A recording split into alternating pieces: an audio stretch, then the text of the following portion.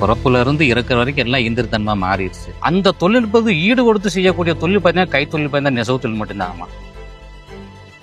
விவசாயி நிலத்துல கால் வைக்கலன்னா சோறு கிடைக்காது. ஒரு நெசவாளி கால் மீதியில் கால் வைக்கலன்னா மானம் தாக்கக்கூடிய அந்த தொழில் உடைகள் கிடைக்க முடியாது. இப்போ மனுஷனுக்கு மனுஷன் போட்டியா இருந்த காலம் எல்லாம் போய் பார்த்தீங்கன்னா இயந்திரத்துக்கும் மனுஷனுக்குமான போட்டி வந்துருச்சு. நெசவு தொழில் பார்த்தீங்கன்னா காலு மிதிக்கணும், கையை இழுக்கணும், கண்ணு பார்க்கணும், காது கேட்கணும், வாய் பேசணும். ஐம்பொறிகள் ஒன்று கூட்டி அந்த புல நுகர்வுக்கு என்னென்ன உணர்வு இருக்கு அந்த உணர்வுலாம் அந்த நெசவுல கொடுத்தா தான் அந்த துணி பார்த்தீங்கன்னா நல்ல ஒரு வார்ப்பாக வருங்க மேடம். அப்பேற்பட்ட ஒரு சிறப்பு வாய்ந்த தொழில். பண்பாடு, கலாச்சாரம், மரபு, தொன்மை எல்லாம் சார்ந்து நிற்கக்கூடிய ஒரு தொழில். இருக்கிற இடத்துல குடும்பத்தோடு அப்பா அம்மாவோட மனைவி மக்களோட உறவுகளோட சேர்ந்து செய்யக்கூடிய ஒரு தொழில் பார்த்தீங்கன்னா அது நெசவு தொழில் தான். ரொம்ப குடும்பத்தோடு செய்யக்கூடிய தொழிலாக இருந்தாலும் ஒரு தனியா ஒரு கொத்தனார் வேலைக்கு போன ஒரு நாளைக்கு 1200 கொண்டு வராரு. அவர் வீட்டுக்காரம்ப சித்தால வேலைக்கு போனா 650 600. ஒரு நாளைக்கு கிட்டத்தட்ட அவங்க தனியா போய் தொழில் செஞ்சா 1200 மேல சம்பாதிக்கிறாங்க. ஆனா நம்ம குடும்பத்தோடு செய்யறோம். ஒரு புடவை பார்த்தீங்கன்னா குறைந்தபட்சம் 1000 கூலி இருக்கு. ஒரு புடவை நெய்யணும்னா அது பார்த்தீங்கன்னா 2 பேரும் உழைச்சு பார்த்தீங்கன்னா 3 நாள் நெஞ்சோம்னா ஒரு நாளைக்கு எவ்வளவு மேடம் கிடைக்கும்? 2 பேருக்கும் சேர்த்து 350 கிடைக்கும். உடலுக்கு உபாதையாத்தான் இருக்கும் தொழில். கிட்டத்தட்ட பாத்தீங்கன்னா ஒரு நெசவு நெய்யக்கூடிய தொழிலாளி 40 கிலோ எடைகள். இப்ப இந்த கால் மிதிச்சீங்கன்னா 50 கிலோவுக்கு மேல இருக்கும். கிட்டத்தட்ட ஒரு புடவை நெய்யணும்னா 20,000 தடவை மிதிக்கணும். 20,000 தடவை மிதிக்கணும், 40,000 தடவை இழுக்கணும். உங்களுக்கு கஷ்டமா இல்லையா? நீங்களே எல்லாமே உட்காந்து பண்றது ஒரு சப்போர்ட் இருந்தானே? கஷ்டம் நினைச்சா வாழ முடியாது.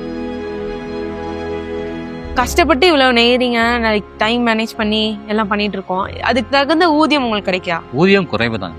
இருந்தாலும் சமீப காலமா பாத்தீங்கன்னா எல்லாம் விலையேற்றம் கொஞ்சம் அதிகம். இந்த பட்டினுடைய விலையேற்றம் 5800 இருந்துச்சு ஒரு 2 மாசத்துக்கு முன்னாடி. இப்போ பாத்தீங்கன்னா 7400 ஒரு கிலோ பட்டு. அந்த பட்டு பாத்தீங்கன்னா ஏறின உடனே பாத்தீங்கன்னா திடீர்னு போய் அந்த சேல்ஸ் விற்கிறாரு பாத்தீங்கன்னா ஒரு பெரிய கடையில போய் அவங்க எடுத்துக்கிற மாட்டாங்க. அப்ப அவங்க என்ன செய்வாங்க? 2000 ஏறி இருக்க பட்டினோட அப்ப கூலியை குறைச்சிருவாங்க. அந்த புடவை விலை ஏற்றி விற்கிறது பதிலா அதை சரி கட்டுறது பாத்தீங்கன்னா கூலியில குறைச்சிருவாங்க. எங்களுக்கு பாத்தீங்கன்னா ஒன்றும் பண்ண முடியாது. ஏன்னா தொழில் அதான் தொழில், வேற தொழில் கிடையாது. வாழ்வாதாரம் ரொம்ப பாதிக்கப்படக்கூடிய சூழல் இருக்கு. முதலீடு இல்லாத காரணத்தினால்தான் மற்றவர்கிட்ட போய் கைகட்டி வேலை செய்ய வேண்டிய சூழல். மீனவர்களுக்கு பார்த்தீங்கன்னா அரசாங்கம் பார்த்தீங்கன்னா அந்த மீன்பிடி தடை காலம் இருக்கு. அந்த மேல தொடங்கி 45 நாள் பார்த்தீங்கன்னா மாத இழப்பீடு ஒன்று கொடுப்பாங்க ஊக்கத்தொகையா. அது எங்களுக்கு மழைக்காலத்தில் கொடுக்கணும்னு சொல்லி பல ஆண்டுகளாக அரசிடம் கோரிக்கை வச்சுக்கிட்டு இருக்கோம். ஆனால் அதுக்கான ஒரு விடுவு வரதா தெரியலைங்க. இன்னும் ஒரு ஸ்டெப் கூட எடுக்கல. அதுக்கான எடுக்கல. கோடிக்கணக்கான பேருடைய வாழ்வாதாரம் பார்த்தீங்கன்னா இதுல இருக்கு. நாங்க அரசிடம் பல தடவை முறையிட்டு இருக்கோம். ஆனா அதையும் ஒரு சிலர் மறைச்சு செஞ்சுறாங்க. சரி, இதுக்கு என்ன வந்தா முடியும்னு நீங்க நினைக்கிறீங்க?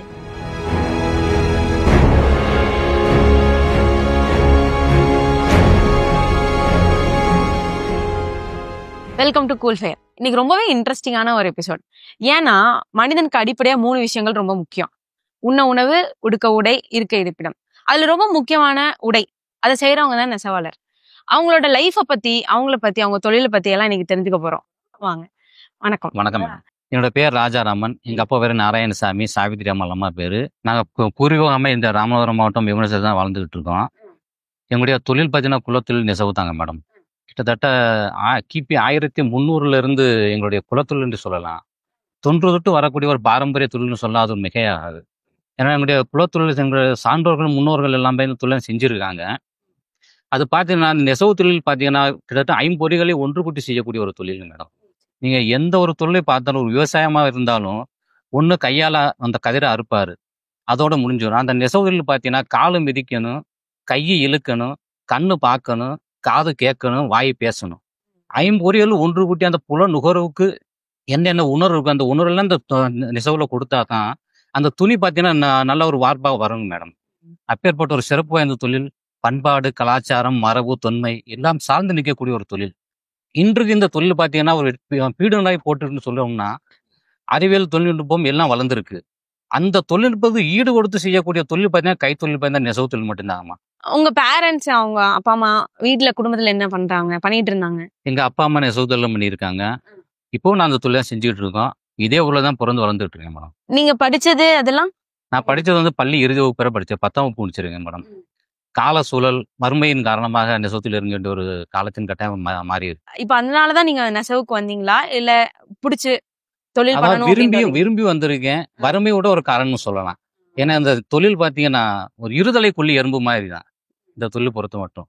இயற்கையின் போது பார்த்தீங்கன்னா ரொம்ப சிரமமா இருக்கும். மழைக்காலங்கள்லாம் பார்த்தீங்கன்னா. அப்புறம் ஏதாவது தொழில்நுட்பம் இந்த பாவு உற்பத்தி செய்கின்ற இடத்துல பார்த்தீங்கன்னா, அவங்க மிஸ்டேக் ஆனாலும், அது நெய்யக்கூடிய நெசவாளர்கள் தான் அது ரொம்ப பாதிப்பை ஏற்படுத்தும். அப்பேற்பட்ட ஒரு சிரமமான தொழில் இதெல்லாம்.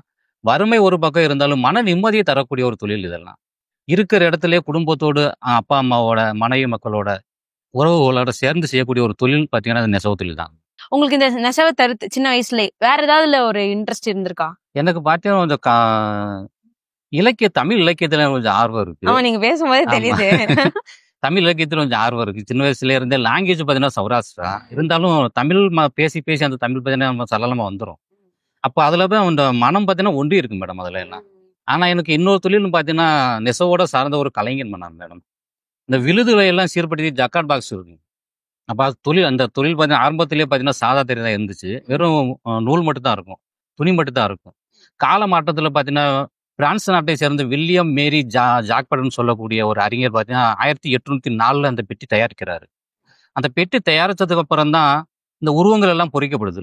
முந்தியில பார்க்கலாம் உருவங்கள் அந்த இருக்கும். டிசைன். ஆமா, டிசைன்ஸை பார்த்துருக்கலாம். நீங்க கரையில பார்த்தீங்கன்னா மயில், மானு, மாங்காய் அதெல்லாம் இருக்கும். இப்போ அந்த தொழில்நுட்பம் பார்த்தீங்கன்னா மேலும் அதிகப்படுத்துதல பார்த்தீங்கன்னா ஜக்கர் பாஸ் பார்த்தீங்கன்னா இயந்திரத்தில் வந்துருச்சு, மின்சாரத்தில் இயங்கக்கூடியதில் வந்துருச்சு. அதுக்கெல்லாம் பார்த்தீங்கன்னா அந்த ஜக்கர் அட்டையோட தேவையில்லை. அந்த மாதிரி தொழில்நுட்பம் பெருகி இருக்கு. ஆரம்பத்துல 120 எண்ணம் கூட ஜக்கார்ட் பாக்ஸ்ன்னு சொல்லுவாங்க. இப்போ பார்த்தீங்கன்னா 240, 480 அந்த அளவுல வந்துருச்சு. உங்க உருவத்தை நீங்க போட்டோ கொடுத்தீங்கன்னா அப்படியே உங்க உருவத்துல அப்படியே சேலை பண்ணி தந்துருவாங்க. ஓ சரி. அந்த மாதிரி தொழில்நுட்பம் வளர்ந்துருக்கு. அந்த தொழில்நுட்பத்துக்கு தக்கவாறு எங்களுடைய கைத்தறியும் மேம்பட்டுக்கிட்டு இருக்கு. அதுல உங்களுக்கு இன்ட்ரெஸ்ட்? அதுல இன்ட்ரெஸ்ட். நீங்க அதுல என்ன பண்ணிருக்கீங்களா? வடிவமைத்து தரக்கூடிய நீங்க அந்த டிசைன்லாம் நீங்க பண்ணுவீங்க. இப்ப இதெல்லாம் நான் செஞ்சு கொடுப்பேன். அந்த மாதிரி தொழில்நுட்பம் கத்துக்கிட்டு இருக்கேன். ஓ சரி சரி. அதாவது நெசவு நெய்யறவங்களுக்கு எல்லாருக்கும் தெரியாது. அதுல குறிப்பிட்ட சில கொஞ்சம் நுட்பம் தெரிஞ்சவங்க அந்த தொழிலை செய்வாங்க. சின்ன வயசுல இருந்தே இது நீங்க கத்துக்க ஆரம்பிச்சிட்டீங்க? சின்ன வயசுலயே எங்க அண்ணன் எல்லாம் அந்த தொழில் செஞ்சுக்கிட்டு இருந்தாங்க. அதை பார்த்து பார்த்தீங்கன்னா கத்துக்கிறவங்க ஒரு ஆசை வந்துருச்சு. ஆனா விரும்பி ஏத்துக்கிட்ட ஒரு தொழில் இந்த தொழில். அப்பா அம்மா பண்ணாங்க, அதனால அப்படி நெசவுக்கும் வந்துட்டீங்க. உங்களுக்கு தனிப்பட்டு ஏதாவது ஒரு கோர்ஸ் மாதிரி படிச்சீங்களா, இல்ல அப்பா பார்த்து மட்டும் படிச்சீங்களா, இல்ல ஏதோ ஒருத்தங்க கிளாஸ் நடத்துற மாதிரி நடத்தி? தொழில் சார்ந்து. ஆமா, தொழில் சார்ந்து படிப்பு தேவையில்லைங்க மேடம். இதெல்லாம் பாத்தீங்கன்னா கண்டு பார்த்து வரக்கூடிய ஒரு தொழில் பாத்தீங்கன்னா பாரம்பரியமா வரக்கூடிய தொழில். இதுக்கு படிப்பு தேவையில்லை, அனுபவம் சார்ந்த தொழில் தான். அது நீங்க அப்பாட்ட கேட்டு கத்துக்கிட்டீங்க? அப்பா அண்ணன் அவங்க எல்லாம் செஞ்சுட்டு இருந்தாங்க. அவங்கள பார்த்து நாங்களும் கத்துக்கிட்டே வந்தோம். இப்ப கத்துக்க ஆரம்பிக்கும் போது இனிஷியல் ஸ்டேஜ்ல உங்களுக்கு ஏதாவது கஷ்டம் இருந்திருக்கா? இது பண்றதுக்கே கஷ்டமா இருக்கே அப்படின்னு பார்த்தாலே கொஞ்சம் பயம் தான் இருக்கும் போகும்போது. ஏன்னா போன உடனே நெசவெல்லாம் நெய்ய முடியாது. அதனால புட்டா தைப்பாங்க. அந்த நெசவுல புட்டா தைப்பாங்க. புட்டானா எல்லாம் உருவமும் இருக்கும். அது தோடு மாதிரி ரவுண்டா இருக்கும். யானை விழுகும், மாங்காய் விழுகும், மயில் விழுகும். அந்த புட்டா தைக்க முதல்ல கத்துக் கொடுப்பாங்க ஆரம்பத்திலேயே. இந்த ஜக்கார்ட் பாக்ஸ்ல அந்த நூல் தூக்குனா புட்டா கோர விழுகும். அதுதான் முதல்ல கத்துக் கொடுப்பாங்க. அதுக்கப்புறம் தான் நெசவுக்கு போக முடியும். அதுக்கு முன்னாடி பல தொழில் இருக்கு. முதல்ல நூறு நூறுக்கணும். ராட்டையில போட்டு டப்பால நூறு நூறுக்கணும். அதுக்கப்புறம் தார்குச்சி நூறு சின்னதா இருக்கும். அந்த தார்குச்சியில அந்த நூல் ஏற்றி அதுக்கப்புறம் நாடாவுல கொண்டு போய் தான் நெசவேற்ற முடியும். அந்த தொழிலெல்லாம் கத்துக்கிட்டதுக்கு அப்புறம் தான் நெசவுல போய் கால் மீதி மிதிக்க முடியும். நீங்க கால் மிதிக்க ஆரம்பிச்சப்போ கால் வச்சு பண்றது ஈஸி கிடையாது. கொஞ்சம் வலி இருக்கும், கஷ்டங்கள் இருக்கும். அந்த மாதிரி டைம்ல என்ன மாதிரி கஷ்டங்கள் நீங்க ஃபேஸ் பண்ணீங்க? அந்த கஷ்டம் உடல் சார்ந்த கஷ்டம். நம்ம ஒரு விவசாயி நிலத்துல கால் வைக்கலன்னா சோறு கிடைக்காது. ஒரு நெசவாளி கால் மீதியில கால் வைக்கலன்னா மானம் காக்கக்கூடிய அந்த தொழில் உடைகள் கிடைக்க முடியாது. எங்களுடைய கஷ்டம் இருந்தாலும் அந்த பண்பாடு சார்ந்த அந்த தொழில் அழிந்து விடக்கூடாது என்பது பார்த்தீங்கன்னா ஒரு மன நிறைவோடு செய்யக்கூடிய ஒரு தொழிலாக நான் பார்த்து செய்யணும். ரொம்ப உடலுக்கு உபாதையாத்தான் இருக்கும் இந்த தொழில். கிட்டத்தட்ட பார்த்தீங்கன்னா ஒரு நெசவு நெய்யக்கூடிய தொழிலாளி 40 கிலோ எடை. இப்போ இந்த கால் மிதிச்சிங்கன்னா 50 கிலோவுக்கு மேல இருக்கும். அது மிதிக்கிறது கிட்டத்தட்ட ஒரு புடவை நெய்யணும்னா 20,000 தடவை மிதிக்கணும். 20,000 தடவை மிதிச்சா தான் அந்த புடவை உருவாகும். 5.5 மீட்டர் அந்த புடவை நீளம். 20,000 தடவை மிதிக்கணும், 40,000 தடவை இழுக்கணும். அந்த மாதிரி ஆமா, ரொம்ப உடல் உழைப்பு தரக்கூடிய ஒரு தொழில். எந்த விஷயம் உங்களுக்கு மோட்டிவேஷன் கொடுக்குது? எந்த விஷயம் பாத்தீங்கன்னா எந்த டிசைன் அவங்க கொடுக்குறாங்களோ டிசைன் கொடுப்பாங்க. அதை நேர்த்தியா கொண்டு போய் என்ன செலுத்தணும் அவங்ககிட்ட. அப்பதான் கொண்டு சேல்ஸ் பண்ணும்போது பாக்குறவங்க நல்லா நேர்த்தியா இருக்கும். அவங்களுக்கு கொண்டு போய் சேரும் போது உங்களுக்கு பிடிக்க வைக்கணும். அதுதான் உங்களுக்கு ஒரு முக்கியமான மோட்டிவேஷன். நெசவுனா உங்களுக்கு தறி நெய்வாங்கன்னு தெரியும், கையில செய்வாங்கன்னு தெரியும், மெஷின்ல இருக்குன்னு தெரியும். அதை பத்தி அது தவிர்த்து வேற எதுவும் தெரியாது. நீங்க சொல்லுங்க அதை பத்தி. பேசிக்ல இருந்து ஸ்டார்டிங்ல இருந்து இந்த இதுதான் ஸ்டெப் அந்த மாதிரி. இப்ப பாத்தீங்கன்னா அந்த நூல் முதல்ல கண்டுபிடிச்சு அதை பட்டு நூல் கண்டுபிடிச்சது பாத்தீங்கன்னா சீனாவுல தான். அந்த சீனாவை சேர்த்த அரசி பாத்தீங்கன்னா காலையில போய் ஒரு டைம் பாஸ் பண்றாங்க அவங்க நந்தவனத்துல போய். அப்போ ஒரு புழு வந்து உட்கார்ந்து இருக்கு. அந்த புழுவை பாக்குறாங்க அவங்க. காலம் ஒரு 10 நாள் 15 நாள் காலம் போகுது. அதுக்கப்புறம் பார்த்தீங்கன்னா புழு புழு பார்த்தீங்கன்னா கூடு வைக்குது. அந்த கூட்ட எதார்த்தமா எடுத்து பாக்குறாங்க. அதுல பார்த்தீங்கன்னா நூல் வருது. அந்த நூல் தான் பேசிக். அது நெசவுக்கு அதுதான் பேசிக். அது அங்க அதுல இருந்து தான் தொடங்குதுங்கம்மா. அந்த நூல் தொடங்குது. அத கொண்டு போய் பார்த்தீங்கன்னா, தொழில்நுட்பத்துல பயன்படுத்தி எல்லாம் நூலால நூற்று அதுக்கப்புறம் பாவா வருது. அப்போ முதல்ல பட்டுப்புழு நூல் தான். பருத்தி பார்த்தீங்கன்னா, அந்த பருத்தியிலேருந்து நூல் வருது. எங்க ஊர்ல பொறுத்த மட்டும் பார்த்தீங்கன்னா, பட்டு, பருத்தி எல்லாமே மாறி மாறி செய்றாங்க. அப்ப நூல் முதல்ல கொண்டு வந்து, அதுக்கப்புறம் நூல் நூற்று, அதுக்கப்புறமா சாயம் ஏத்துவாங்க. சாயம் ஏத்தி சிக்கி எடுத்து அதுக்கப்புறம் தான் எங்களுக்கு குடுப்பாங்க. இவ்வளோ ப்ராசஸ் இருக்கு அதுல. ம். அப்புறம் பார்த்தீங்கன்னா, அது வந்து பாவுன்னு சொல்லுவாங்க. ஊடை நெய்வதற்கு பார்த்தீங்கன்னா, பட்டு குடுப்பாங்க, இல்லன்னா பருத்தி குடுப்பாங்க. அது கொண்டு வந்து இந்த ராட்டு பார்த்தீங்கன்னா, காந்தி சுத்துவாரு பார்த்தீங்களா, ஆமா, காந்தி தாத்தா. ஆமா. அந்த ராட்ல போட்டு நாங்க வந்து டப்பாவுல முதல்ல சுத்தணும். அதுல டப்பாவுல சுத்தி அதுக்கப்புறம் தான் ஒரு சின்ன தார்குச்சின்னு சொல்லுவாங்க. அந்த தார்குச்சியில அத சுத்தி ரவுண்ட் போட்டு ரோல் பண்ணி, அதுக்கப்புறம் நெசவு தக்கன்னு சொல்லுவாங்க நாடா. அதுல ஏத்தி அதுக்கப்புறம் நெய்யணும். இவ்வளவு வழிமுறைகள் இருக்கு. அதுக்கப்புறம் தான் அந்த புடவையாக மாறும்மா. ஒருத்தரால செய்ய முடியாது. கூட்டு தொழிலாக செய்யக்கூடிய ஒரு தொழில்மா. ஃபேமிலியா செய்யலாம் அப்படின்லாம் சொல்றீங்களா? வீட்ல எல்லாரும் செய்யும்போது, இப்ப நம்ம ஆண்களா நம்ம வந்து எவ்வளவு உழைப்புனாலும் உடல் உழைப்பு போடலாம். பெண்கள் செய்யும்போது இது எவ்வளவு கஷ்டமா இருக்கும்? அவங்க ரொம்ப உடல் உபாதையா தான் ரொம்ப இருப்பாங்க அதெல்லாம். ரொம்ப கஷ்டப்படுவாங்க. ஏன்னா வீட்டு வேலை பார்க்கணும், பள்ளிக்கூடத்துக்கு அனுப்பணும் குழந்தைங்கள, சமைக்கணும். எல்லாம் முடிச்சுட்டு பார்த்தா எங்களுக்கு ஈடு அவங்களும் நெசவு நெய்வாங்க. இந்த ஊர்ல அந்த ஒரு சிறப்பு இருக்குங்கம்மா. ஏன்னா நாங்க நெசவு மட்டும் நெஞ்சிருவோம். அந்த ஊடை தொழில் செய்யக்கூடியதெல்லாம் பெண்கள் தாங்கம்மா. வீட்ல இருக்கணும் வயசானவங்க செய்வாங்க. இல்லைன்னா வீட்டுக்காரம்மா செய்வாங்க. அது நூல் நூற்பது, இந்த ராட்டையில சுத்தி தார்குச்சி எல்லாம் சுத்துவது அவங்கள தான். அவங்க அவங்க இப்ப வந்து அவங்களுக்கு முதல்ல இருந்தே இதே தொழில்ல இருக்கவங்க வந்ததுனால அவங்களுக்கு இன்ட்ரெஸ்ட் இருக்கா? இல்ல இங்க வந்ததுக்கப்புறம் உங்க கூட சேர்ந்து அத பார்த்து அப்படியே இன்ட்ரெஸ்ட் வந்துருமா? இல்ல அவங்களுக்குமே இது தொழில் தான். பொதுவா நம்ம அந்த ஜெனட்டிக்கா வரக்கூடியதால ஜெனட்டிக்கான்னு சொல்லலாம். அந்த மாதிரி வரக்கூடிய தொழில் தான் அது. அதனால அது வந்து உங்களுக்கு ஒரு பெரிய பர்டனா தெரியாது. அந்த மாதிரி ஆ, தெரியாது. சரி, சரி. இப்போ நீங்க வீட்ல இருக்கவங்க மட்டும் வச்சு தான் பண்ணுவீங்களா? இல்ல வெளியில இருந்து ஆட்கள் வேலைக்கும் எடுத்துப்பீங்களா? இல்ல பொதுவா இந்த ஊர்ல பொதுவிட்டு அவங்க வந்து செய்வாங்க. மத்த ஊர்கள்ல பார்த்தீங்கன்னா, ஒரு ஷெட் மாரி போட்டு அவங்கலாம் வேலைக்கு வைப்பாங்க. இங்க வந்து சுயமா எல்லாரும் செய்யக்கூடிய ஒரு தொழில் பாருங்க. உங்களுக்கு கஷ்டமா இல்லையா? நீங்களே எல்லாமே உட்காந்து பண்றது ஒரு சப்போர்ட் இருந்தானே வேலைக்கு ஆள் இருக்காதுங்க இருந்தா? மேடம். அந்த மாதிரி கஷ்டம் இருக்காது. கஷ்டப்பட்டா வாழ்க்கை வாழ முடியாதுங்க மேடம். நீங்க கஷ்டம் கஷ்டமா நினைச்சா பார்க்கல. வாழ முடியாது. கஷ்டம்னு சொல்ல வாழ முடியாதுங்க. சேலை எல்லாம் நெய்யறேன்னு சொல்றீங்கல்ல. அப்போ அந்த லென்த் எப்படி டிசைட் பண்ணுவீங்க? இப்போ ஏன்னா ஒவ்வொரு சேலை ஒவ்வொரு லென்த்ல இருக்கும். ஆமா, ஆமா. இவ்வளவு முழம் அப்படிலாம் சொல்லி நான் பொதுவா கேள்விப்பட்டிருக்கேன். இப்ப பார்த்தீங்கன்னா, பொதுவா சில பார்த்தீங்கன்னா 5.50 மீட்டர் 5.5 மீட்டர் தான் பொதுவா. அது அவங்களே இப்பதான் நிற மீட்டர் குடுத்துருவாங்க. டையிங் பண்ணி குடுத்துருவாங்க. டையிங் பண்ணும்போதே 5.5 மீட்டர் டையிங் பண்ணி குடுத்துருவாங்க. அதுக்காக நான் நெஞ்சு அந்த சேலை முடிஞ்ச உடனே அத எடுத்து குடுத்துருவோம். தேவைக்கு தகுந்த மாதிரி நூல் குடுத்துறதுனால ஆமா, எல்லாம் உங்களுக்கு அந்த குடுத்துருவாங்க. அந்த இது மட்டும் பண்ணா போதும். அது குடுத்துருவாங்க. ஒரு சில பாவு பார்த்தீங்கன்னா, ஒரே இதா இருக்கும். ஒரே கலரா இருக்கும். அது அளவு தெரியாது. அப்போ பார்த்தீங்கன்னா, நாங்க அளவு வச்சுக்கிருவோம். அதுக்குன்னு ஒரு தனியா ஒரு நூல் வச்சுக்கிருவோம். அந்த நூல் எண்டு எப்போ முடியுதோ அது வரைக்கும் நெஞ்சு அத முடிச்சிரும். டிசைன்லாம் போடும்போது ஒவ்வொரு இப்போ ஒரு கட்ட மாதிரி டிசைன் போடுறீங்கன்னா, அது எப்படி அளவு நீங்க கண்ணால பார்த்து டிசைட் பண்ணிருவீங்களா? இல்லன்னா ஏன்னா ஒண்ணு போல இருக்க மாதிரி இருக்கும் நம்ம மொத்தமா. ஆரம்பத்துல கொஞ்சம் சிரமமா இருக்கும். அது அளவு ஒரு இன்ச் டேப் வச்சிருப்பாங்க. அதுல பார்த்து செய்வாங்க. ஒரு புடை 2 புடை நெஞ்சுட்டோம்னா கண் பார்வையிலே வந்துரும். பார்த்தோம்னே தெரிஞ்சுங்க. பார்த்தாலே தெரிஞ்சிடும். பார்த்தாலே தெரிஞ்சிரும். அந்த மொத்த இதுக்கும் ஒண்ணு போல வர்ற மாதிரி. ஒண்ணு போல வந்துரும். நம்ம செய்யும்போது சில டேமேஜ் ஆகும். நீங்க இவ்வளவு பாதி தூரம் செஞ்சிருப்பீங்க. அதுக்கப்புறம் ஏதோ ஒரு சின்ன டேமேஜா இருந்திருக்கும். அதுக்கெல்லாம் எப்படி நீங்க அத சரி பண்ணுவீங்க? அதுக்கும் கொஞ்சம் தொழில் கத்துக்கிட்டவங்க பார்த்தீங்கன்னா, அந்த டேமேஜ் கூட சரி பண்ணிருவாங்க. பண்ணிருவாங்க. ஏன்னா நெஞ்ச அந்த நூல் பார்த்தீங்கன்னா கிழிச்சு எடுத்துருவாங்க. ஓ! அது சரியா உருவி அப்படியே உருவி எடுத்துடலாமோ? எடுத்துடலாம். ஓ, சரி. கொஞ்சம் தொழில் தெரிஞ்சவங்க செஞ்சுருவாங்க. ஆரம்பத்திலே கத்துக்கிட்டவங்களும் செய்ய முடியாது அதெல்லாம். அது டேமேஜ் என்ன ஆயிருக்கோ அது முள்ள எடுத்துட்டு மறுபடியும் மீண்டும் நெஞ்சிடலாம். ஓ! அந்த மாரி. நல்லா இருக்கு. நான் அந்த மாதிரி பண்ண முடியும்னே கேள்விப்பட்டது இல்ல. இருக்கு அதெல்லாம் எனக்கு தெரியாது. அது இல்லாம எங்களுக்கு ஏதோ ஒரு சிரமத்துல அது விட்டோம்னா, அதுக்குன்னு தனியா சரி பண்ணக்கூடிய ஒரு சில கலைஞர்கள் இருக்கிறாங்க. அந்த டேமேஜையும் சரி பண்ணி குடுத்துருவாங்க. அது எப்படி பண்ண முடியும்? சேலை தான் நஞ்சிருவீங்கல்ல. அப்புறம் உள்ள இருந்து உருவுனா? அவங்க அந்த நூல் ஊசி இருக்குங்க. நல்ல ரொம்ப சாஃப்ட்டா இருக்கிற ஊசி வந்து, நம்ம என்ன நூல் நெய்கிறோமோ அந்த நூல அவங்க வாங்கிட்டு போவாங்க. அது ஒண்ணுக்கொண்ணு பின்னாம இருக்கும். அதான் சிக்குன்னு சொல்றேன். ஒண்ணுக்கொண்ணு பின்னாம இருக்கும் நம்ம நெய்யும்போது. அது டேமேஜ்ன்னு சொல்றீங்கல்ல. அத சரியா பின்னி எப்படி நான் முதல்ல நூல் இது துணி இருக்கோ அதே மாரி செஞ்சு குடுத்துருவாங்க. அப்பேற்பட்ட கலைஞர்களும் இருக்கிறாங்க. இங்க நீங்க அது பண்ணுவீங்களா? இது எனக்கு தெரியாதும்மா அது. முடிஞ்ச உடனே நான் புடவை நெசவுலயே அதை சரி செஞ்சிருவேன் நான். இப்போ நீங்க தறி வந்து கைத்தறி பண்றீங்க.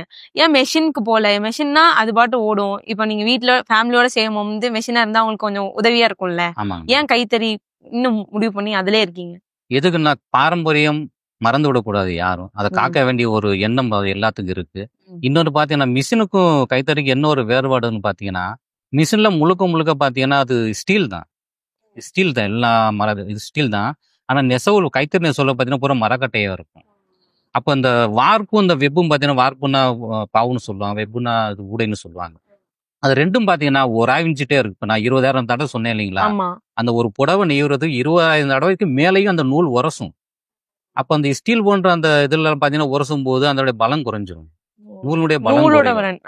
அத குறையாம இருக்கிறது பார்த்தா என்ன செய்வாங்க, ரொம்ப சாஃப்டான அது நூல் எல்லாம் பார்த்தீங்கன்னா இதுல மெஷின்ல கொண்டு வர மாட்டாங்க, பவர் லூம்ல கொண்டு வர மாட்டாங்க. கொஞ்சம் செயற்கை நூல் தான் அதுல எல்லாம் இருக்கும். அந்த பாலிஸ்டர் போன்ற பலமா இருக்கிற நூல் பார்த்தீங்கன்னா அதான் செய்வாங்க. இப்ப கைத்தறியில பார்த்தீங்கன்னா எப்பேற்பட்ட சாஃப்டா இருக்கக்கூடிய நூல்கள்ல பார்த்தீங்கன்னா நெஞ்சிடலாம். விஸ்கோஸ்னு ஒரு நூல் இருக்கு, பம்பர் செயற்கைப்பட்டது, அது பேர் விஸ்கோஸ் ஆங்கிலத்துல. அந்த நூல் வந்து புடவை தான் எங்க ஊர்ல ரொம்ப நெய்வாங்க. அது பார்த்தீங்கன்னா பவர் நூல்ல நெய்யவே முடியாது. ஒரு தடவை அந்த நெசவு தள்ளுனாலே பார்த்தீங்கன்னா அங்கிட்டு இங்கிட்டு தனியா பிரிஞ்சிடும். அப்பேற்பட்ட சாஃப்டான நூல் அது. கையில பண்ணாதான் நிக்கும். ஆமா, அது பார்த்தீங்கன்னா அந்த அந்த கட்டை தேய்கின்ற பொழுது பார்த்தீங்கன்னா அந்த தேய்மானம் ரொம்ப ஆகும். ஆனா ஹீட்டும் ஏறும். இப்போ கைத்தறி நெஞ்ச சில கட்டிக்கிட்டோம்னா உடல் குளிர்ச்சின்னு சொல்லுவாங்க. அது தன்மைக்கு தான். இது வந்து கட்டையில பார்த்தீங்கன்னா உரசுது, சூடு ஏறாது இந்த புடவைக்கெல்லாம். அது அது ஸ்டீல்ல ஏறதுனால சூடு ஏறும். சூடு ஏறினா டேமேஜும் வரும். அது பலம் குறைஞ்சிரும். அந்த பலம் குறையாம இருக்கிறது பார்த்தீங்கன்னா செயற்கையா நூல் கொடுக்குறாங்க அவங்க. ரொம்ப பலமான நூலா கொடுப்பாங்க. சோ கைத்தறியில நெய்றதுனால பாரம்பரியமும் நீங்க காத்துட்டு அப்படி வச்சிருக்கீங்க. ஏன் மக்கள் வந்து கைத்தறிக்கு வரணும்னு நீங்க நினைக்கிறீங்க? லைக் மெஷின் இல்லாம கைத்தறிக்கு வரணும்னு. அது முதலே சொன்ன ட்ரெடிஷனல் பாரம்பரியம் ஒண்ணு இருக்குங்களா? ஆமா. அது எல்லாம் பார்த்தீங்கன்னா கிட்டத்தட்ட கோடிக்கணக்கான பேருடைய வாழ்வாதாரம் பார்த்தீங்கன்னா இதுல இருக்கு. இப்போ ஒரு மிஷின் போட்டீங்கன்னா ஒரு நாளைக்கு 3ல இருந்து 4 புடவை அந்த மிஷின் நெஞ்சிரும். ஆனா கைத்தறியில் நெய்ய முடியாது. கிட்டத்தட்ட 3 நாள் ஆகும். கணவன் மனைவி சேர்ந்து செஞ்சா ஒரு சேலை 3 நாள் ஆகும். அப்ப 3 நாள் பாத்தீங்கன்னா 6 பேரோட உழைப்பு பாத்தீங்கன்னா அந்த மிஷின் பாத்தீங்கன்னா ஒரு நாளைக்கு 9 பேருடைய உழைப்பு செஞ்சு முடிச்சிடும். அப்போ தொழில் பாத்தீங்கன்னா எல்லாருக்கும் கிடைக்காது. அது ஒண்ணு. இன்னொன்னு பாத்தீங்கன்னா அரசு என்ன சொல்லுதுன்னு பாத்தீங்கன்னா கிட்டத்தட்ட ரகங்கள், வெரைட்டிஸ் ரகங்கள் இருக்கு. அதுல உச்சபட்சம் பாத்தீங்கன்னா தொழில்நுட்பம் ரொம்ப பெருகியதுனால 11 ரகம்னு இப்பதான் குறைச்சிருக்காங்க. அதுக்கு முன்னாடி 22 ரகம் கைத்தறிக்கு ஒதுக்கிட்டு இருந்தாங்க. அதெல்லாம் மிஷின்லயே போடக்கூடாது, பவர் லூம்லயே போடக்கூடாது. இப்போ 11 ரகம் கொடுத்துருக்காங்க. புடவை, வேட்டி, ஜமுக்காலம், இது விரிப்பு, தரை விரிப்பு, அதெல்லாம் பார்த்தீங்கன்னா இதெல்லாம் கைத்தறில செய்யணும். இருந்தாலும் ஒரு சில தவறுதல் பார்த்தீங்கன்னா மிஷின்ல செய்யறாங்க, பவர் லூம்ல செய்யறாங்க. வாழ்வாதாரம் ரொம்ப பாதிக்கப்படக்கூடிய சூழல் இருக்குங்க. நீங்க என்ன ஸ்டெப் எடுத்தா நல்லா இருக்கும் நீங்க நினைக்கிறீங்க? இது தனி ஒரு நபர்ல ஸ்டெப் எடுக்க முடியாது. நாங்க அரசிடம் பல தடவை முறையிட்டு இருக்கோம். அந்த அரசு அதுக்கு தக்கனவரங்க சட்டம் எல்லாம் ஏற்றி தான் இருக்கிறாங்க. எங்களுக்குன்னு ஒதுக்கப்பட்ட 11 ரகங்கள் பார்த்தீங்கன்னா அதில் ஏற்றக்கூடாது. ஏன்னா அது ரொம்ப நெசவாளர் பாதிக்கப்பட்ட ரொம்ப சிரமமாயிரும்னு சொல்லி அரசு அதுக்கான திட்டங்கள்லாம் கொண்டு வர்றாங்க. ஆனா அதையும் ஒரு சிலர் மறைச்சு செஞ்சுறாங்க. அதனால பாதிப்பு பார்த்தீங்கன்னா அவங்க 1000 ரூபாய்க்கு ஒரு புடவை கொடுத்தாங்கன்னா எங்களுடைய புடவை பார்த்தீங்கன்னா கூலியே 1000 ரூபாய்க்கு மேல வரும் எங்களுக்கு. அவங்க ரொம்ப வேகமா நெஞ்சிருவாங்க. அந்த நெஞ்சது பார்த்தீங்கன்னா ரொம்ப உற்பத்தி ஆயிரும். கொண்டு போய் சேல்ஸ் பண்றதுனா ரொம்ப பிரிச்சு கொடுத்துருவாங்க பொருளுங்க. ஆனா எங்களுக்கு அந்த விலை மாற்றம் ஏறுகின்ற பொழுது கைத்தறி கொஞ்சம் பாதிக்கப்படும். அப்போ நீங்க இவ்வளவு கஷ்டங்கள் இருக்கும்போது தான் கைத்தறியிலேயே இவ்வளவு நாள் இருக்கீங்க. அதுக்கு காரணம் அதோட அந்த பாரம்பரியம் முக்கியம் அப்படிங்கறதுனால. ரத்தமும் சதையும் சார்ந்த தொழில்னு சொல்லலாம் அந்த தொழில். இந்த தொழில் நீங்க பண்ணிட்டு இருக்கும்போது ரொம்ப பெரிய கஷ்டம்னா ஏதாவது ஒரு கஷ்டம் இருக்கா? இந்த டைம்ல நாங்க ரொம்ப கஷ்டமா இருந்துச்சு எங்களுக்கு, அது அந்த மாதிரி ஏதாவது ஒரு? பொதுவா கஷ்டம் பார்த்தீங்கன்னா விசேஷ காலங்கள்ல வந்துடும். தீபாவளி, திருவிழா. எங்க ஊர்ல பண்டிகைக்கு குறைவே கிடையாது. எல்லா பண்டிகைகளும் கொண்டாடக்கூடியவங்க. கொஞ்சம் பொருளாதார சிக்கல் ரொம்ப வரும். ஏன்னா 2 மாசத்துல பார்த்தீங்கன்னா தீபாவளி வந்துடும், அது பார்த்தீங்கன்னா திருவிழா வந்துடும். ஏதாச்சும் ஒரு பண்டிகை வந்துகிட்டே இருக்கு. எல்லாத்துக்கும் ஈடு கொடுத்து பார்த்தீங்கன்னா நேரத்தை மிச்சப்படுத்தி பார்த்தீங்கன்னா செய்யக்கூடிய ஒரு இது. நேரத்தை அதிகமா எடுத்து கொஞ்சம் தொழில் செய்யணும். அந்த மாதிரியே கஷ்டம். இருந்தாலும் எனக்கு என்ன ஒரு கஷ்டம்னு பார்த்தீங்கன்னா நெசவு நெஞ்சிட்டு பார்த்தீங்கன்னா வெளியே அந்த நெசவு வடிவமைப்பதற்கு போவேன். நான் இன்னைக்கு இந்த புடவை அறுத்துறோம்னு பார்த்தீங்கன்னா ரொம்ப எய்ம் பண்ணி நெஞ்சிக்கிட்டே இருக்கேன். டக்குன்னு ஒருத்தர் கூப்பிட்டுருவாங்க, ஏதாச்சும் ஒரு மிஸ்டேக் ஆகுதுன்னு பாருங்கன்னு சொல்லி.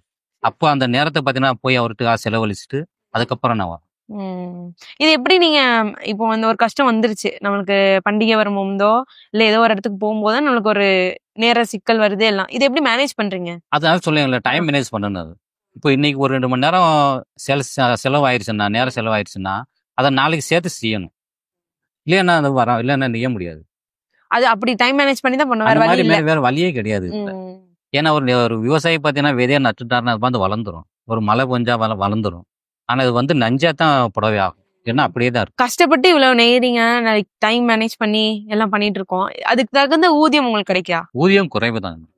ரொம்ப குடும்பத்தோடு செய்யக்கூடிய தொழிலா இருந்தாலும் ஒரு தனியா ஒரு கொத்தனார் வேலைக்கு போன ஒரு நாளைக்கு 1200 கொண்டு வராருங்க. அவர் வீட்டுக்காரங்க சித்தாளு வேலைக்கு போனா 650 600 ஒரு நாளைக்கு கிட்டத்தட்ட அவங்க தனியா போய் தொழில் செஞ்சா 1800 மேல சம்பாதிக்கிறாங்க. ஆனா நம்ம குடும்பத்தோடு செய்யறோம். ஒரு புடவை பார்த்தீங்கன்னா குறைந்தபட்சம் 1000 கூலி இருக்கு ஒரு புடவை நெய்யணும்னா. அது பார்த்தீங்கன்னா 2 பேரும் உழைச்சு பார்த்தீங்கன்னா 3 நாள் நெஞ்சோம்னா ஒரு நாளைக்கு எவ்வளவு மேடம் கிடைக்கும்? 2 பேருக்கும் சேர்த்து 350 கிடைக்கும். ரொம்ப கம்மியா இருக்குமா? ரொம்ப கம்மியா தான். அதான் அது கொஞ்சம் உழைப்பு இன்னும் கூட கொடுத்தோம்னா கொஞ்சம் இதான் நெய்யலாம். கொஞ்சம் கூட கிடைக்கும். இவ்வளவு கம்மியா இருக்கும் போது இவ்வளவு எஃபோர்ட் போடுறீங்க. எதனால ஒரு இவ்வளவு கம்மியா இருக்குன்னு நினைக்கிறீங்க? இல்ல அந்த புடவையினுடைய விலை பார்த்தீங்கன்னா, அந்த தயார் செய்யறவங்க பார்த்தீங்கன்னா, ஒரு காஸ்டிங் போடுவாங்க. எல்லாம் நூல போட்டு, எங்களுக்கு கூலி எல்லாம் போட்டு. ஒரு புடவை ரூ. 2000 2500 விக்கிறாருன்னா, அவருக்கான லாபத்தம் உள்ளத எடுத்துக்கிட்டு வர்றாரு. அப்புறம் அந்த முதலீடு பண்றாங்க இல்லையா, நூலு, ஜரிகை அதெல்லாம் பண்றாங்கல்ல, அதுக்கான இதெல்லாம் எடுத்துட்டு வர்றாரு. மிச்சம் என்ன வருதோ அதான் குடுப்பாங்க. யார் இது டிசைட் பண்ணுவா? அது டிசைட் பண்றது வந்து ஒரு ப்ராடக்ட் தனியா பண்றாங்க. அது அவங்க தான் பண்ணுவாங்க. நீங்க யாரோ டிசைட் பண்றாங்கன்னு கொடுங்களேன், அந்த அத்தாரிட்டி அவங்களுக்கு கொடுக்காம நீங்களே பண்ணலாம்ல? அது பண்ணலாம் மேடம். முதலீடு ரொம்ப வேணும் மேடம். இப்போ ஒரு நெசவு நான் தனியா போடணும்னா கிட்டத்தட்ட இன்றைக்கு இருக்கிற சூழல்ல பார்த்தீங்கன்னா ஒரு 80,000 வேணும். இப்போ இந்த நெசவு செட் பண்ணணும்னா ரூ. 1,00,000 வேணும். ரூ. 1,00,000 நெசவு செட் பண்றதுக்கு வேணும். அதுக்கப்புறம் நான் பாவு வாங்கணும், ஜரிகை வாங்கணும். அதுக்கப்புறம் நான் வாங்கி சேல்ஸ் பண்ணணும். அப்ப சேல்ஸ் பண்ற இடத்துல பார்த்தீங்கன்னா அவங்க கொண்டு போய் கொடுத்த உடனே பணம் கொடுத்துட மாட்டாங்க. அவங்க ரொட்டீன் பண்ணுவாங்க. 3 மாசம் இல்லைன்னா 6 மாசம் பார்த்தீங்கன்னா ரொட்டீன். அந்த அளவுக்கு பணம் இல்லாததுனால தான் தனியார்கிட்ட போய் நெய்ய வேண்டிய சூழல். அவங்க வந்து முதல் போட்டு அவங்க பண்ணிக்கிருவாங்க. கூலி மட்டும் கொடுத்துருவாங்க. அந்த இப்ப மாதிரி நம்ம கேட்கலாம்ல, நம்மளோட உழைப்பு இவ்வளவு இருக்கு, இவ்வளவு நாள் நம்ம உழைக்கிறோம், இத கூட்டுறதுக்கு நம்ம என்ன வழி பண்ணுமோ நம்ம கேட்கலாம்ல அவங்க நம்ம கிட்ட. கேட்கலாம். இருந்தாலும் சமீப காலமா பார்த்தீங்கன்னா எல்லாம் விலையேற்றம் கொஞ்சம் அதிகம். இந்த பட்டினுடைய விலையேற்றம் போல 5,800 இருந்துச்சு ஒரு 2 மாசத்துக்கு முன்னாடி. இப்போ பார்த்தீங்கன்னா 7,400 ஒரு கிலோ பட்டு. அந்த பட்டு பார்த்தீங்கன்னா ஏறின உடனே பார்த்தீங்கன்னா திடீர்னு போய் அந்த சேல்ஸ் விற்கிறாரு பார்த்தீங்கன்னா ஒரு பெரிய கடையில் போய் பட்டு நூல் சொல்லி அந்த உற்பத்தி செய்யக்கூடியவர் பார்த்தீங்கன்னா போய் புடவை வந்து கூடுதல் விலைக்கு போடணும். அவங்க எடுத்துக்கிற மாட்டாங்க. அப்போ அவங்க என்ன செய்வாங்க? 2,000 ஏறி இருக்க பட்டினோட அப்போ கூலியை குறைச்சிருவாங்க. அந்த புடவை விலை ஏற்றி விற்கிறது பதிலா அதை சரி கட்டுறது பார்த்தீங்கன்னா கூலியில குறைச்சிருவாங்க. எங்களுக்கு பார்த்தீங்கன்னா ஒன்றும் பண்ண முடியாது. ஏன்னா தொழில் அதான் தொழில். வேற தொழில் கிடையாது. இப்ப நீங்க தனியா பிசினஸ் பண்றதுக்கு ஏதோ ஒரு சின்னதா ஆரம்பிச்சிடலாம். அடிப்படை முதலீடு தாங்க மேடம். அந்த முதலீடு இருந்தா அதெல்லாம் பண்ணலாம். முதலீடு இல்லாத காரணத்தினால தான் மற்றவர்கிட்ட போய் கைகட்டி வேலை செய்ய வேண்டியது சூழல். உங்களுக்குன்னு ஏதாவது கம்யூனிட்டி அந்த மாதிரி இருக்கா? இருக்கா. சங்கம் இருக்காங்க. அரசியல் கட்சி சங்கங்கள்லாம் இருக்கிறாங்க. அரசு சார்ந்த ஒரு இது கூட வட்டாட்சியர் தலைமையில பார்த்தீங்கன்னா அதெல்லாம் வருஷத்துக்கு ஒரு தடவை கூலி ஏத்தணும்னு சொல்லுவாங்க. அதெல்லாம் அந்த போராட்டத்தின் மூலமாக எல்லாம் இருக்குங்க கம்யூனிட்டி. அந்த வசதியெல்லாம் உங்களுக்கு இருக்கு? இருக்கு. ஆனா அப்படி இருந்தும் சில சமயம் இந்த மாதிரி ஒன்றும் பண்ண முடியாது. கால சூழல் இயந்திரத்தோட போட்டி போட வேண்டிய காலம் வந்துருச்சுமா. அதான் சொன்னேன், பவர்லூம்ல ஒரு புடவை 300 சாதா புடவை சாதாரணமா கடற்கொடி புடவை 300 கொடுத்தோம்னா எங்க நெசவுல கைத்தறில கிடைக்கவே கிடைக்காது. 300 கிடைக்காது. அப்போ அந்த போட்டிக்கு ஈடுதக்கவாறு போட்டி போட்டு செய்யணும்னா அந்த மாதிரி நம்ம கொஞ்சம் கஷ்டப்படுற கூலி குறைவா இருந்தாலும் ஏத்துக்கிட்டு செய்ய வேண்டிய காலகட்டத்துல இருக்காது. இப்போ மனுஷனுக்கு மனுஷன் போட்டியா இருந்த காலம் எல்லாம் போய் பாத்தீங்கன்னா இயந்திரத்துக்கும் மனுஷனுக்குமான போட்டி வந்துருச்சு. எல்லாம் இயந்திரம் தான். மனுஷன் பிறப்புல இருந்து இறக்குற வரைக்கும் எல்லாம் இயந்திரத்தன்மா மாறிடுச்சு. அந்த காலகட்டத்தில் நான் போட்டி போட வேண்டிய கஷ்டப்பட்டு போட்டி போட வேண்டிய காலத்துல இருக்கிறோம். இந்த தொழில் மேல ஏதாவது விமர்சனங்கள் இருக்கா? விமர்சனம் நாள்தோறும் வரும். விமர்சனம் இருந்தால் தான் அடுத்த கட்ட நடவடிக்கை போய் என்ன ஸ்டெப்னு பண்ண முடியும். இதில் விமர்சனம் என்னன்னு பார்த்தீங்கன்னா நெய்யறதுல பார்த்தீங்கன்னா கொஞ்சம் அழுத்தம் கொஞ்சம் கூட கொடுத்து நெய்வாங்க ஒரு சிலர் நெய்யும் போதே. அப்படி இது பண்றது இல்ல ஒரு புடவை பார்த்தீங்கன்னா இப்போ வெயிட்னு சொல்லலாம். ஒரு புடவை 500 கிராம் இருந்துச்சுன்னு வச்சுக்கிறீங்களேன். ஒரு சிலர் பார்த்தீங்கன்னா 550 கிராமில் கொண்டு வருவாங்க. ஒரு சிலர் உண்டு. அப்போ இந்த புடவை பார்த்தீங்கன்னா பார்க்கறது கொஞ்சம் நல்லா இருக்கும். இந்த 500 கிராமுக்கும் கீழே ஒரு சிலர் நெஞ்சிருவாங்க. அந்த மாதிரியான விமர்சனங்கள் தான் வரும். வேற விமர்சனம் சொல்ல முடியாது கிடையாது. வெயிட் எல்லாம் ஏன் அப்படி டிசைட் பண்ணணுமா? இவ்வளவுதான் இருக்கணும்னு ஏதாவது இருக்கா?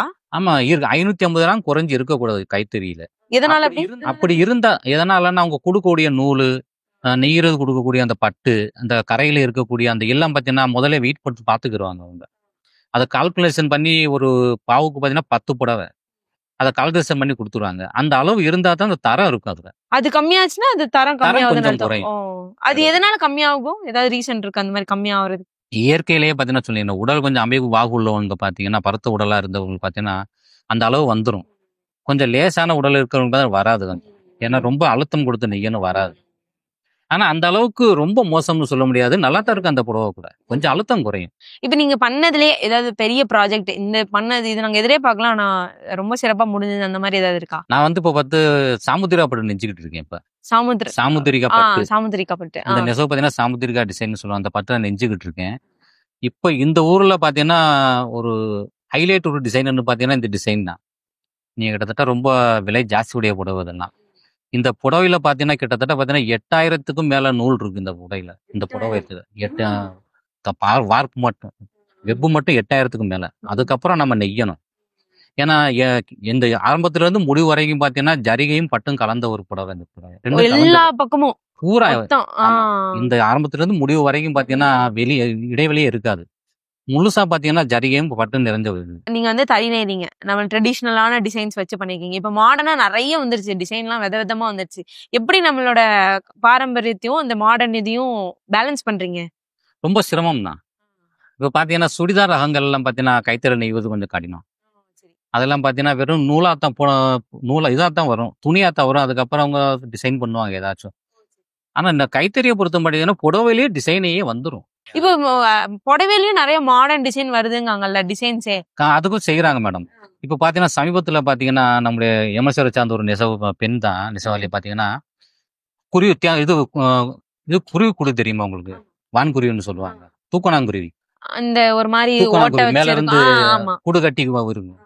அந்த டிசைன் பாத்தீங்கன்னா அவங்க செஞ்சு தமிழகத்திலேயே முதல் பெண்மணியா வந்திருக்காங்க நெசவாளி. சேலையில சேலையில கொண்டு வந்திருக்காங்க. அவங்க எல்லாம் லேடிஸ் தான். இன்னொரு லேடிஸ் பரமக்குடியில பாத்தீங்கன்னா பழைய பாம்பன் பாலம் தெரியுங்களா? ரயில் பாலம், பழைய பாலம்.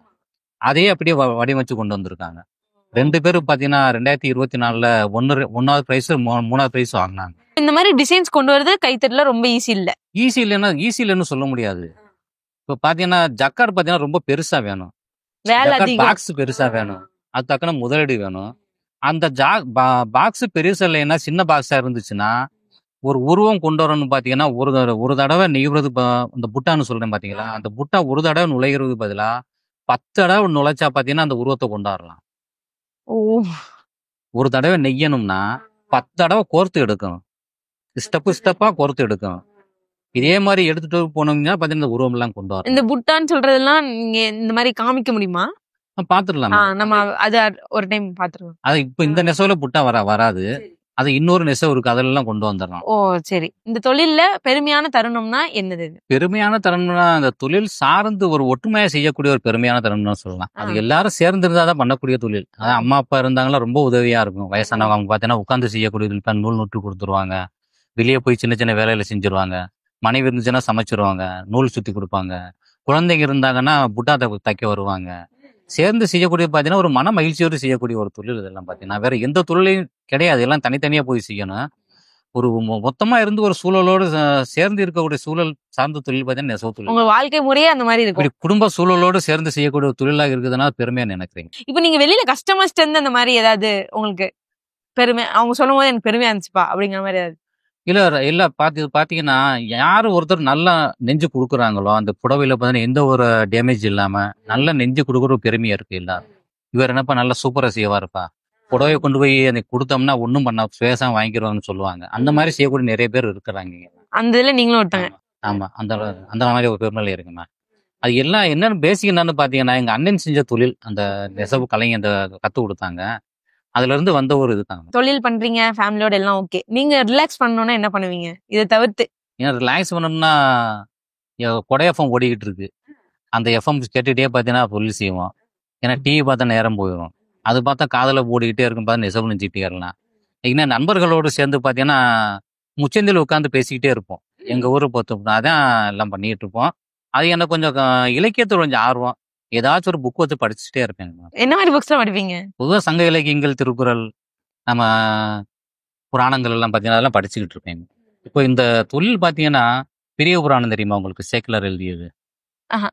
அதுல பாத்தீங்கன்னா அமர் நீதியாருன்னு ஒருத்தர் இருக்கிறாரு. அவர் பாத்தீங்கன்னா சிவனுக்கு பாத்தீங்கன்னா அந்த கோவணம்னு சொல்லுவாங்க. தனியா கிழிச்சு கொடுக்க கூடாது, தனியா நெஞ்சு கொடுக்கணும்னு சொல்லுவாரு சிவனே வந்து.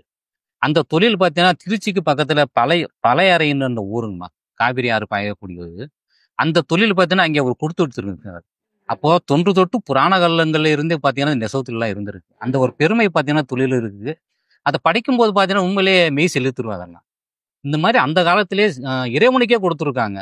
நம்ம ஏன் மனுஷனுக்கு ஏன் நல்லதை கொடுக்கக்கூடாதுன்னு ஒரு எண்ணம் வருங்கம்மா. பணம் சார்ந்த கஷ்டங்களை தவிர்த்து வேற ஏதாவது கஷ்டம் வந்திருக்கா தொழிலுக்குன்னு? இந்த தொழில ரொம்ப கஷ்டம் தான். ஏன்னா மழைக்காலங்கள்ல பார்த்தீங்கன்னா இருக்கிற வெயிட்டுக்கு போய் டபுளா கூடிரும். மழைக்காலங்கள்ல 50 இல்ல அப்படியே இருக்கும் நூலெல்லாம். அந்த ரெய்னி காலத்துல அந்த இது பூரா குளிர்ச்சி ஏறிடும். ஹீட் இருந்தா தான் அதெல்லாம் லேசா வரும் நெசவெல்லாம். அந்த குளிர்ச்சியில பாத்தீங்கன்னா ஜக்காட் பாக்ஸ் எல்லாம் பாத்தீங்கன்னா கொஞ்சம் துரு பிடிச்சிரும். அது வெயிட் ஏறிடும். இது எல்லாம் இறுகிரும். நூலெல்லாம் பாத்தீங்கன்னா இறுகிரும். அப்போ பாத்தீங்கன்னா டபுள் வெயிட் ஆயிரும். ரொம்ப சிரமப்பட்டு நிக்கணும்.